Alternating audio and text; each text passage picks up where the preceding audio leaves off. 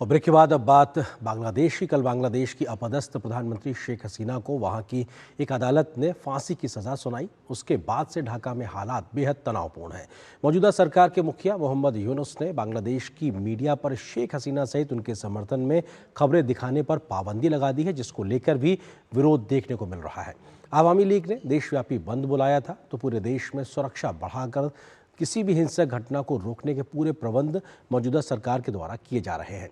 UN सहित तमाम अंतर्राष्ट्रीय एजेंसियों ने इस फैसले को गलत बताया है, तो भारत ने भी जल्द शांति स्थापित होने की बात की है।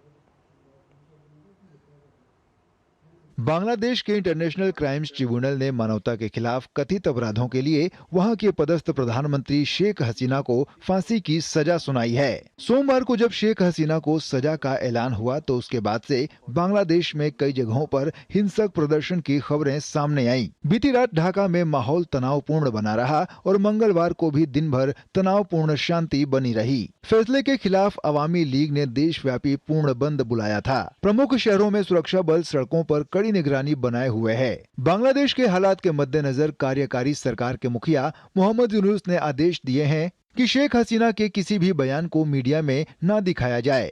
बांग्लादेश की सरकार के आदेश में कहा गया है कि जिन व्यक्तियों को अदालत ने दोषी ठहराया हो और जो फरार हों, उनके बयानों को ब्रॉडकास्ट करना या प्रकाशित करना साइबर सिक्योरिटी ऑर्डिनेंस के प्रावधानों का उल्लंघन है। एजेंसी ने चेतावनी दी कि प्रशासन ऐसे किसी भी कंटेंट को हटाने या ब्लॉक करने के लिए अधिकृत है जो राष्ट्रीय अखंडता, सुरक्षा या सार्वजनिक व्यवस्था को खतरे में डालती हो, या जातीय धार्मिक घृणा फैलाती हो, या हिंसा को सीधे तौर पर उकसाती हो।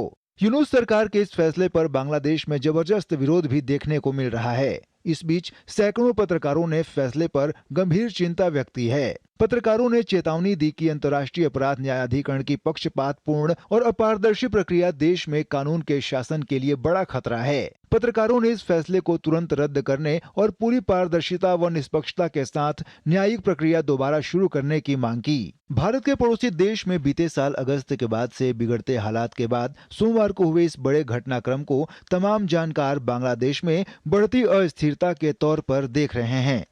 भारत में एक और कोर्ट केस होगा जिसमें बांग्लादेश की सरकार अपने लॉयर्स को भेज सकते हैं, इसमें कोई इतराज नहीं है।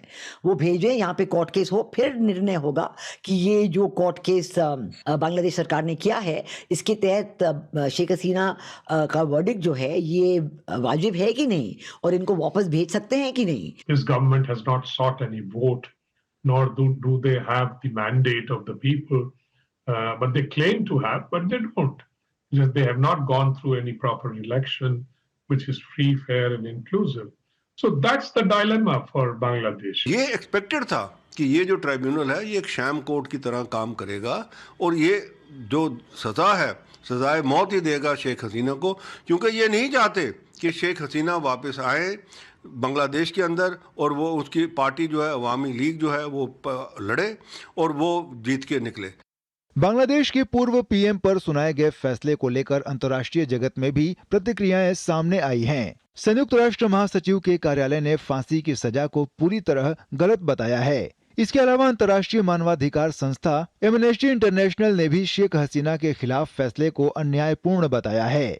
इससे पहले भारतीय विदेश मंत्रालय ने इस बारे में बयान जारी किया है और कहा है कि भारत को इसकी जानकारी है कि बांग्लादेश के ट्राइब्यूनल ने शेख हसीना को लेकर फैसला सुनाया है। एक निकट पड़ोसी के रूप में भारत बांग्लादेश के लोगों के हितों के लिए प्रतिबद्ध है, जिसमें वहां शांति, लोकतंत्र, समावेश और स्थिरता शामिल है। इस दिशा में भारत सभी स्टेक होल्डर्स के साथ हमेशा रचनात्मक रूप से जुड़ा रहेगा। गौरतलब है कि 78 साल की शेख हसीना को बांग्लादेश के इंटरनेशनल क्राइम्स ट्रिब्यूनल ने पिछले साल छात्र आंदोलन के दौरान हुई हिंसा और मौतों के लिए जिम्मेदार ठहराते हुए मौत की सजा सुनाई है। पूर्व गृह मंत्री असदुज्जमान खान कमाल को भी मौत की सजा दी गई है। Bureau report, DD news. तो पड़ोसी मुल्क बांग्लादेश की इसी